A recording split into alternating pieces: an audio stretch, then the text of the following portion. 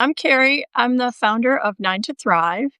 That's a newsletter devoted to helping creators, consultants, coaches, side hustlers, solopreneurs, um, anybody who really wants to build multiple income streams. And I like to say, build a portfolio of paychecks from one newsletter on Substack. So that's what I teach and that's what I do. And I'm joined today by Margaret Williams, who is just so amazing. Margaret, I'll let you introduce yourself. I am Margaret Williams, and I'm with the Empowered Leader publication. I spent 39 years as a um, Army civilian, and out of those 39 years, I spent 16 of those years in the Middle East. 4 years were in Iraq.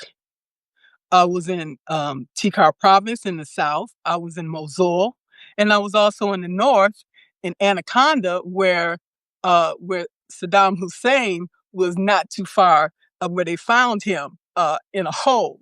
Okay, then I also spent 2 tours in Israel. The first tour in Israel, I spent in the southern part in Beersheba. And that was like 40 kilometers from Gaza. Okay. So, and then the second tour, I said, no, if I come back, you're going to have to put me in the central. In the central part of Israel was where basically all the affluent people lived. Okay. So there we go. And then other places I just traveled around wherever my career took me. Um, and you, Carrie, it's just amazing that when I met you, I'm like, wow, it's just something about Carrie. It's just, she's my sister. And then come to find out that we're both from Detroit, grew up in Detroit. I'm like, how can that be?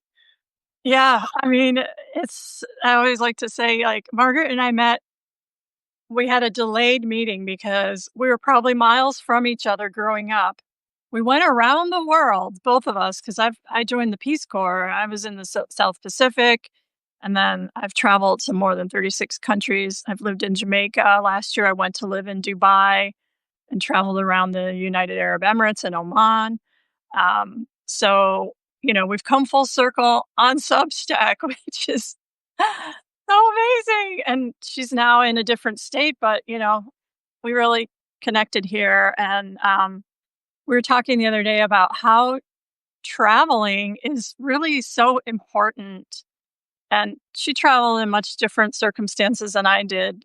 She was in the military, with the Army, and these are all conflict zones, obviously, that she was in. So it was a different perspective. But, she's doing leadership coaching now. And Margaret, I, you know, the idea came to me, let's talk about culture shock and how, being in different cultures can really give you it can really build you up in ways you didn't expect. And there's some specific things. I just made a list, but we can talk how you want. But maybe you can just share some of what you've learned from Well, travel. well, growing up in Detroit, okay, is way different what's in the world. Okay. And I really figured that out real quick. Okay, because if I'm gonna make it in the government, I have to change who I am. I have to be like the military tactics. You have to blend in. Okay. If it's green, you want to become green. Okay. You want to do that because no employer has to meet your expectations. You have to meet theirs. Okay. So Mm. my attitude is, what can I do? Okay. How can I contribute? When you come with that mindset, anybody's will like, yeah, come over here, come over here, come over here. But if you just sitting there like, well, I can only do this and I can only do that. Well, you sit there because we got a mission to fulfill. Okay. And that's what you always have to be about. When you know you're going into Israel or Iraq, there's a lot of training, first of all, that you have to do. You have to have the boots on the ground. I was not actually military, but as far as they were concerned, you are. And this is what you're going to do. Okay, we're going to give you a rifle. We're going to show you how to shoot. Okay, we went to a place like in West Virginia. They had us to put us in these cars and show us, when they go into a skid, what to do. I was terrified of all this stuff, and I'm like, I need all this. I don't know if I want to go, but this prepares you for what you're going to be faced with because you never know. Okay, it can come Yeah. out of the blue. Attacks come from anywhere. When I was in Iraq, the security guys that had us, they said, you got 15 minutes. You go in there, you take all the pictures you can take, see what you can see, get out. Sometimes it went that way and sometimes it didn't. They come in there like, they grab you up, they throw you in those hard armored vehicles. You don't say nothing. You say, thank you, Jesus. And here we go. They will take you on the freeway the wrong way and back and forth. And I'm just praying the whole time. And I'm like, Jesus, please help me. And I got through it. Okay. But the thing of it is you just never know. And every minute can be different. Okay. Because you have your enemies there and you have your allies. And sometimes you don't know which is which. Okay. The government, they have to pay these factions. They're not doing this for free. You know what I'm saying? They're not doing it for free. So you keep your wits about you when you're going to do the job. This is my task. This is my job. You stay focused on that and don't worry about the stuff that's going on around you. Okay? Okay. So during during all of this, okay, we going through these villages, people are washing their clothes in this water, this wastewater. Okay? And I'm like, oh my God. And it just makes you realize all the things that we as Americans just take for granted. You don't Yeah. have you don't have running water. Okay. That means that your children, you can see their bones, the kids' bones. And I'm like, oh my God, you're starving your own people. Okay, but there's nothing we can do about it. What can we do? We come in there, the Corps of Engineers, we come in there to rebuild the infrastructure. That's what we were paid to do, our part. Okay, when you have all these operations going on, all these different agencies have their own task and their own mission. Okay, now if we need something resource from you, then we'll get it from you and vice versa. But we're all working together for the same goal. Okay. We can't afford to get involved. Why are we here? All of this. Stick with the mission, okay? Yeah. Um, Yeah. You're one you're just you're getting through there every day and trying to just stay safe. exactly. And at night, in any given time, we're gonna be hit with more. That's why we're still trying to do our job. Is that gonna stop us? No, because we have a firefighting people to do all of that. We have the Air Force, we have the Marines, we have everybody you can think of. Okay, and if we don't have the resources we need, we just make that call and trust and believe it's going to be there. Logistics, everything is is there. Okay, and the way the mess halls are run, for the soldiers, everything is just, I just, I just in awe with the military. Okay. I'm like, yes, let's go. Okay. Y'all got us on the outside. We got the inside. Now what else? Okay. Be all you can be. And I love that. Okay. Until, you know, the values was not there. So I'm like, okay, I'm gonna find something else. I was still going to school in the meantime, okay, because I knew that career is not going to last forever, and I needed something else to fall back on, and I got into coaching because it was it was it was equal to serving the military, okay, Mhm. giving back. And that's what gave me the greatest satisfaction and helping to develop people during my career. All the engineers that I came cross my path. Okay. And so we had to keep each other safe out there. And so we would do is, people have a tendency to, want to be alone and maybe disconnect for whatever reason. Maybe they're going through trauma, maybe they're going through depression. they might be going through some things at home that you're not even aware of. So we always go in and check on somebody. Okay, Sue is not here. Let's go see where she at. Let's go knock on her door, make sure she okay. You never know. Because when I got there, they had us working 7 days a week, 12 hours a day. That, Wow.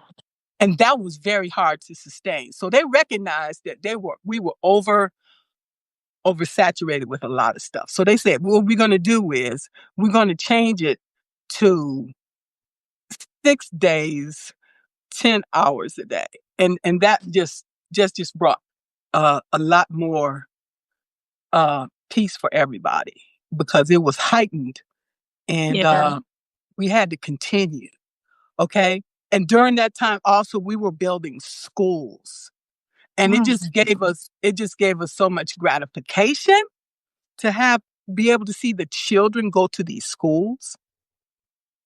And there was a local sheikh, okay, and we were building a water treatment facility, you know. And but the thing of it is, it was so the magnitude of that thing and how much it cost was Yeah. crazy. The money we was putting over there. I'm just saying, okay. And then to have to turn all these facilities over to the Iraqi government, who, how are you going to maintain it? Who's going to train you how to utilize this? How are you going to get the necessary chemicals and things to keep this going? You know, we put in this grid system where you only had 2 hours of light per day. I'm like, I can't even imagine that. Yeah. And then, you know, and then to have all this stuff ripped out and just like pilfered once we left. Once the president, I forgot what president said. Y'all coming out of there. Once we leave out, and then you tear all this stuff out, it's like, okay, next, move on. Don't even worry about it. You know, because when you're dealing you have to understand what you're dealing with, okay? And some things you just can't fix. Like, for example, you can take that beautiful pig, you can put him in a pink suit, all this stuff. That pig is going to go right back to the slop that he loves, okay? And he don't care how often you press him up, he going back to that slop. Okay, baby, you stay in the slop. I'm going to go over here, okay? It's just certain people you can't, I'm just saying you just can't help. And I hate to say that.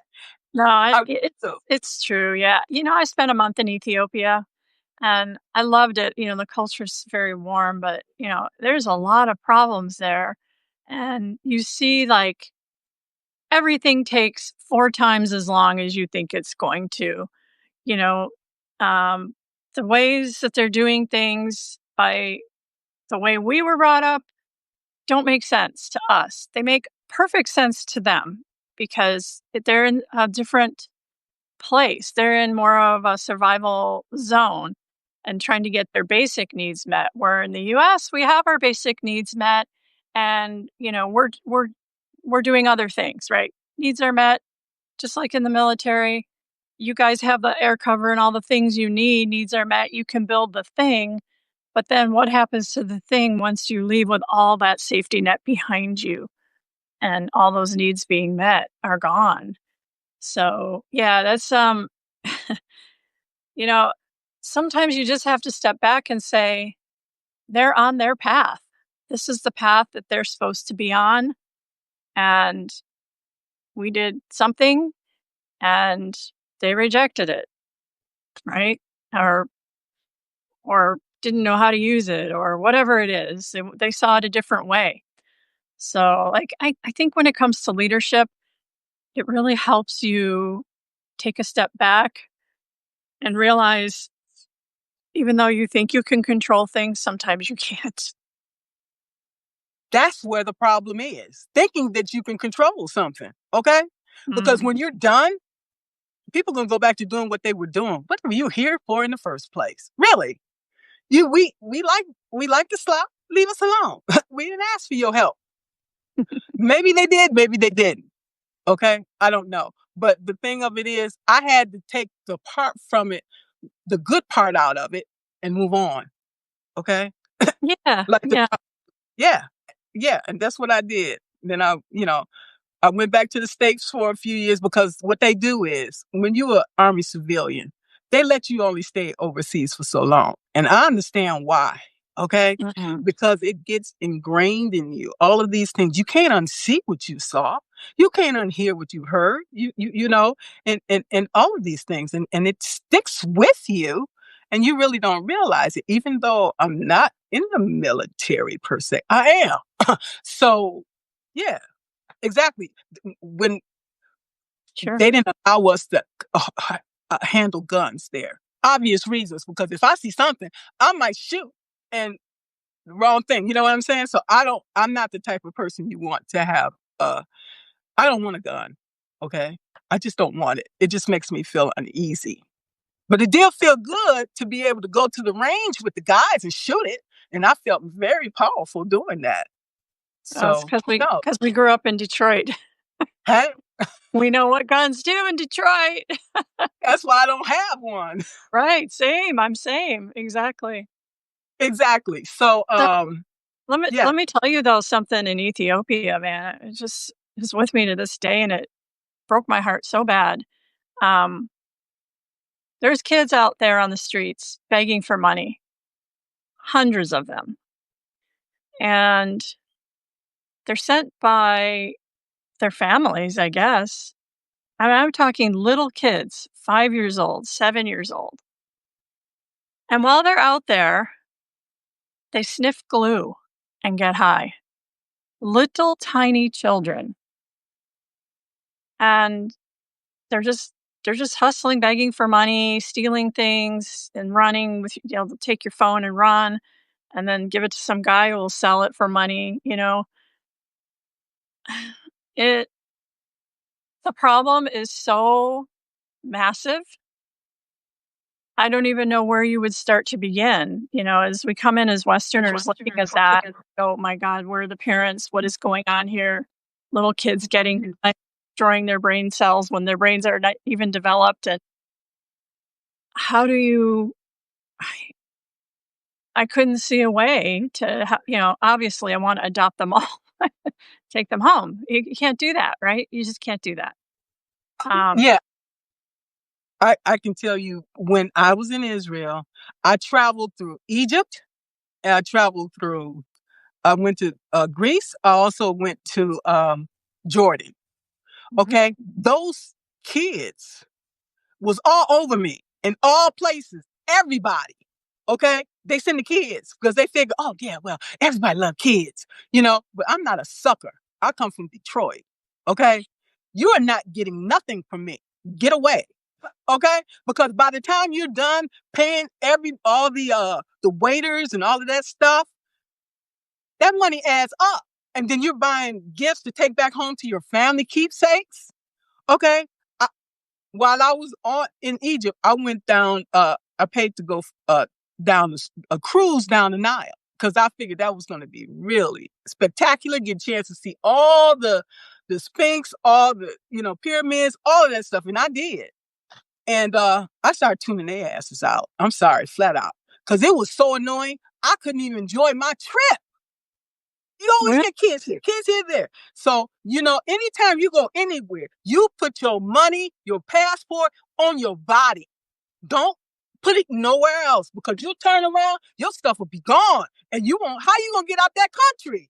Okay? Yeah. They done took your stuff. You don't know which kid it is. Y'all get the hell away from me.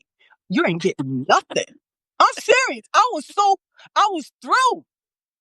Yeah, no, I mean, you gotta be resilient, right? You gotta strategize and figure out how to protect what you need to protect given the circumstances. Absolutely. And you didn't know Who that else? about the Nile. You're thinking like, "Hey, this is a pleasure cruise," but no, it wasn't. It was just being inundated with people begging for money and kinda not what you expected, so but that's a leadership skill, I think, is keeping calm under pressure, being able to adapt to the situation, do what you need to do, and then just, realizing what you can control here and what you can't. It's just like a snap decision you have to make. And I think the more you're Absolutely. kind of in those positions, the more it clicks and becomes natural for you. I found Uh, like I found I became really calm under pressure overseas. I've been doing it for a long time, but when someone would come at me or something would happen, I'd just be like, "Okay, breathe. There's an answer. It's just got to come to me." So, these kind of things, you don't necessarily have them happen at home, like they do overseas, where you just really need to move quick. Yeah. Absolutely. So I am always thinking, okay, how do I want to say this? Because my mother always told me, Margaret, it's not what you say, it's how you say it. I can say something to this group, and I can say something to this group and this group, all three different ways, and mean the same thing. As long as I get the results I want, what do I care? Just I mean, so let me ask you this. I always saw, like, when I traveled to other countries, some systems that really worked great, like not everything was broken and, you know, not up to my standards. I mean, that happens a lot. But then there's other things that you're like, wow, this is amazing. Like in Dubai. I mean, and Dubai is such a safe country. You can leave your purse on the table and your phone, go to the bathroom, come back. It's still there. Nobody's stealing anything. And the reason wow. for that, yeah, and there's a good reason for that. The government is so strict. And you got to remember, Dubai's like 12 million people. So it's not even the size of LA population wise. It's a small ish place. It's big enough, but um, so there's about 1 million that are Emiratis. They were born there, they were raised there. But then there's 11 million who are from somewhere else. So the laws in Dubai are extremely strict. If you get caught breaking a law, they will kick you out of the country so fast. So there's cameras everywhere, literally everywhere. And You know, um, just think about it. If you're from, I don't know, there's a lot of people from India or Pakistan there who are working in like maybe a service industry, sending money back to family, and their families depending on that. Are you going to really risk stealing something when a camera might be watching you and get kicked Mhm. out of the country forever and cut off your support to your family and your livelihood? And so I learned that system worked.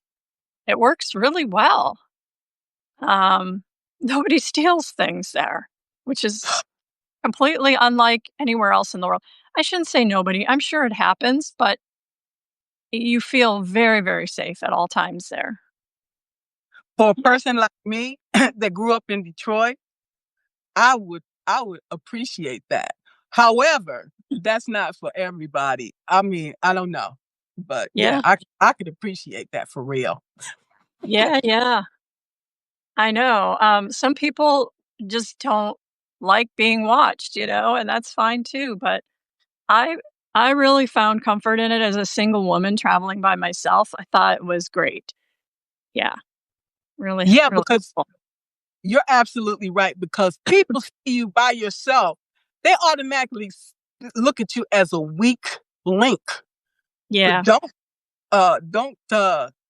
don't do that. That's where you make your first mistake. I Mhm. am not, and you'll find out real quick if I open my mouth. Yeah, we got a Okay, little of the D in us still, so we, kinda send off that "don't mess with me" vibe, uh, absolutely. which I do anyway a little bit, um, but yeah, Exactly, but I still need to be humble and I still need to be modest because I don't need to go in somewhere like I am, like a lot of people. Okay, for example, I went to China, okay, and because I said I'm gonna walk the Great Wall of China. That's on my bucket list. I did that, but oh, in yeah. the middle of the winter, I was like, oh my god, I should have came in the summer. Okay, anyway, I did it, and they said, okay, you Americans, you get one plate. Yeah, they say, yeah, they know we overindulgent. We have to supersize everything.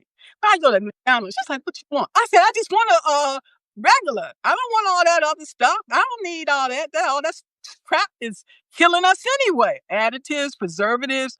processed food. Oh, yeah. I shouldn't be even eating it. No, I don't want that. Just small. Okay. Hey. So I asked for when I was in China, I like, can I get seconds? She's like, no, you can have some rice. That's it. I like, oh, okay. I get it. And they lived in small, modest homes, of very small and very modest. And I Yeah. was really shocked. And I'm like, you know what? We have to have these huge mansions and that you have to heat up all these rooms. How many rooms are you actually living in? Maybe two or three. The rest of them, you just have them blocked off. I'm just saying. Why do we have all of this stuff? How come we can't take this? I'm thinking to myself, this is a good place for homeless. We can set this up for homeless or people that are, Mm. disabled or something like that. Why do we need all these spaces? Why do we need to hoard everything? This is Americans. That's why people target us because they say y'all like everything and y'all want supersize, so we're gonna give it to you here. No, that's not me. That's them over there. Okay, less I is better. That's my always better because I've moved 8 times. Okay. I can't tell you how much stuff I had to move all those times. I just say, you know what? I'll figure it out when I get on the other side. Just move it. Because every time I move, the government pays the packers to come in and pack everything. I'm just sitting there. Okay. Oh, you want this? Hear that? I'm like, okay, whatever. Just pack it all and let's go. Okay. And then some that stuff set in storage, different places. I don't care. The government paying for it. Hey, okay, but and then you never get to it, right? Because it's in the boxes, it's there, yeah, yeah. I I finally went through all this stuff. Okay, 10 Okay. foot lockers, and I end up with maybe one or two, and I got some more stuff that I can get rid of. If it's collecting dust, it's doing absolutely nothing. I'm gonna get rid of it because when I die, that'll leave my daughter less things to have to get rid of, when I'm gone. That's just enough Yeah. for her to deal with on its own. So I'm like, no, less is better. Period. I And remember that's when I came back from the South Pacific, I spent 2 years over there in the Kingdom of Tonga living, like, just so basic. I rode my bike everywhere, got my groceries on my bike, and, um, it's just very simple life. You go to the grocery store there, you got, peanut butter, one choice, and it came from New Zealand, so there's not a lot of choices there, and I remember coming back and I go into, like, the regular store, and I just needed shampoo, and the shampoo aisle completely overwhelmed me. It was like, "What is this? What?"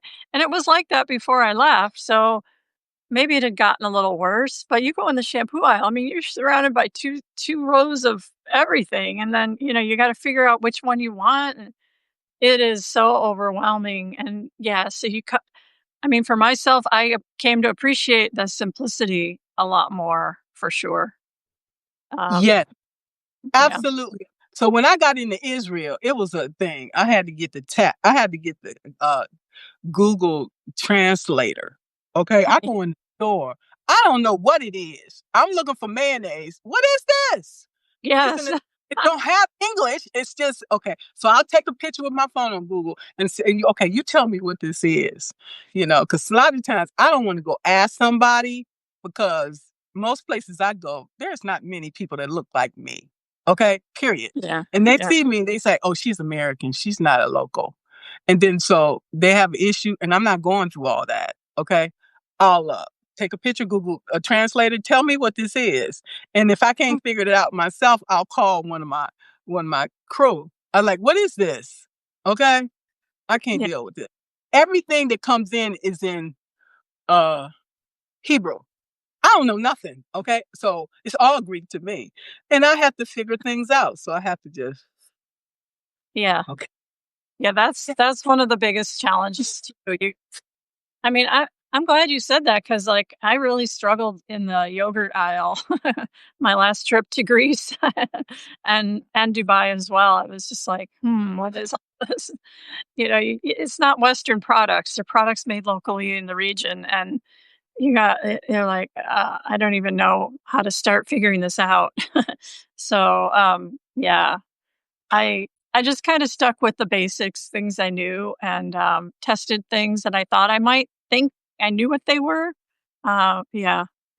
So one of the other things I wanted to um, talk about, let's see here, relationships. Did you form relationships with anybody while you were on the road that were unexpected, or maybe just met a fellow traveler? I mean, you were with you had your team, right? So you always kind of had a built-in network there. Did you have any experiences with the sheikh that you mentioned or anybody else that Yeah, let's talk about the Sheikh. Yeah, he might had a thing for me because he had 6 wives already, so I guess okay, he would make me his 7th wife. I guess, I don't know what day of the week I would be, but anyway, I'm like, "No, sir, I already have a job with the, military, but I am really impressed that you thought, very highly of me." I really did.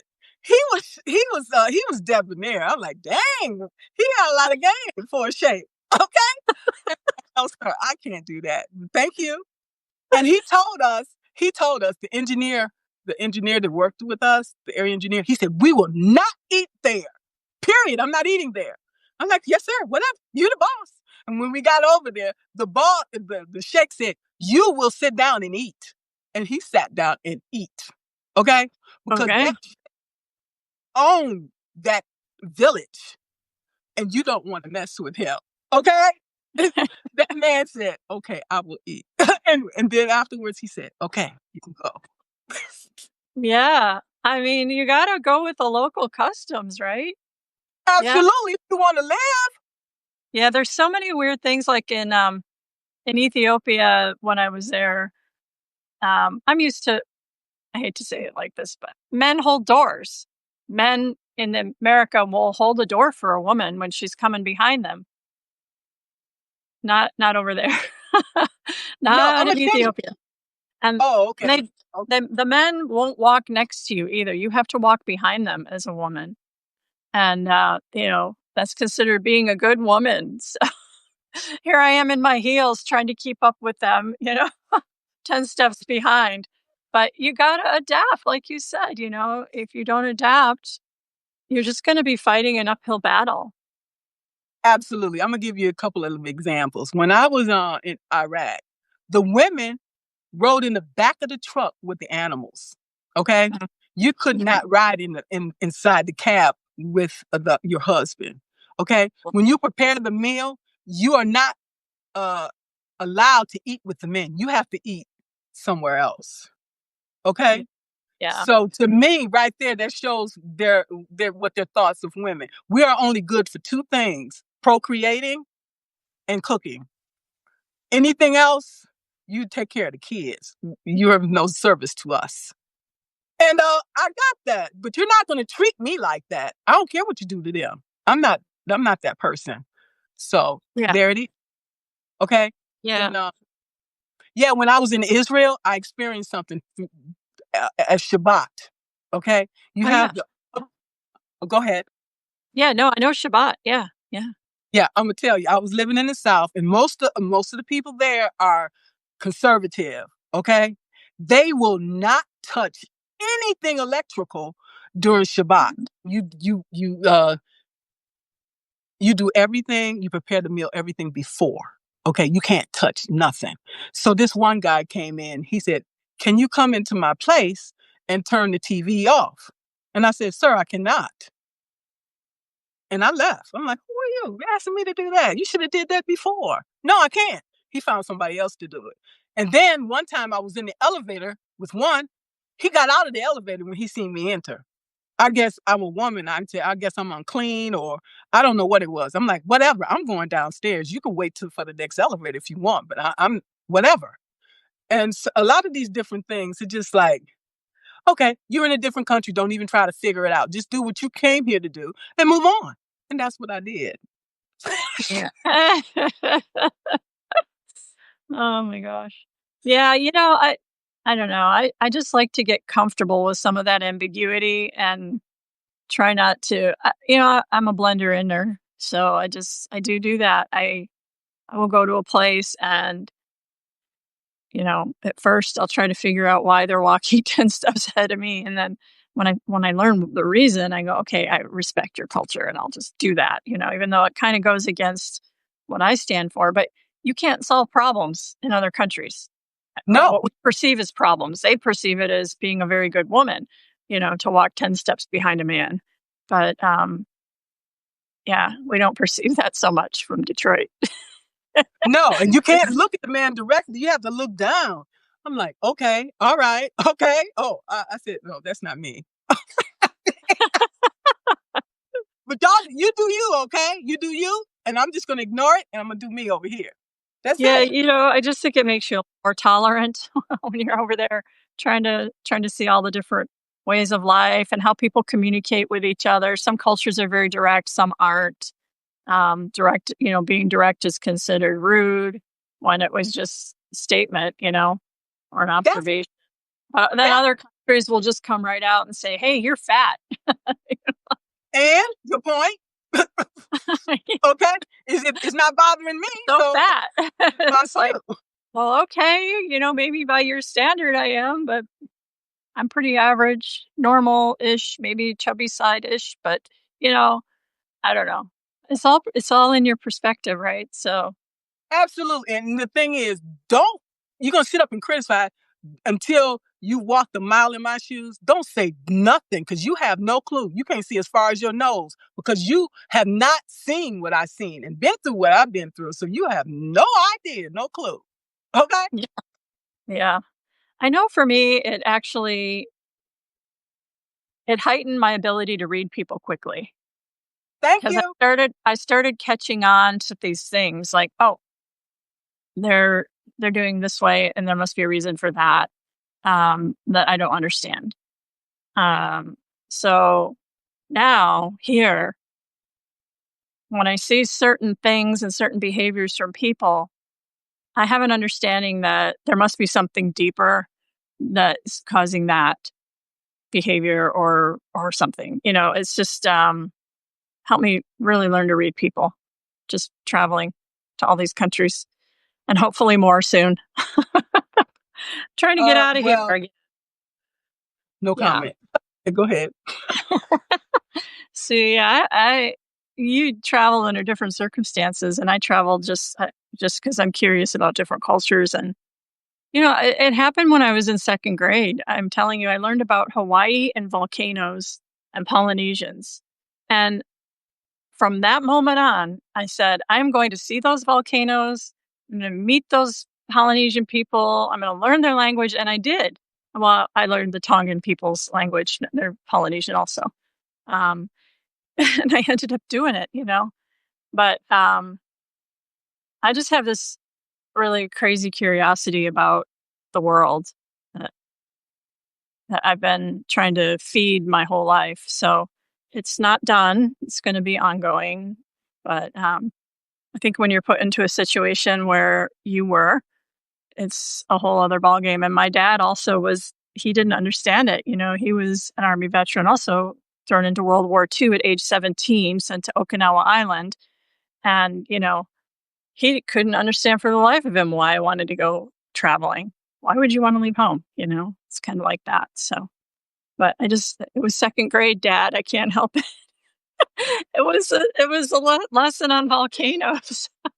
Hawaii. That's amazing. And I'm gonna tell you, Hawaii is on my bucket list, and I'm gonna get there one day.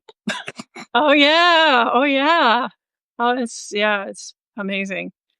Yeah, I like the Big Island especially. It has all the waterfalls off the cliffs. They're just incredible. But all right. Well, anything else you'd like to add, Margaret, before we sign off today?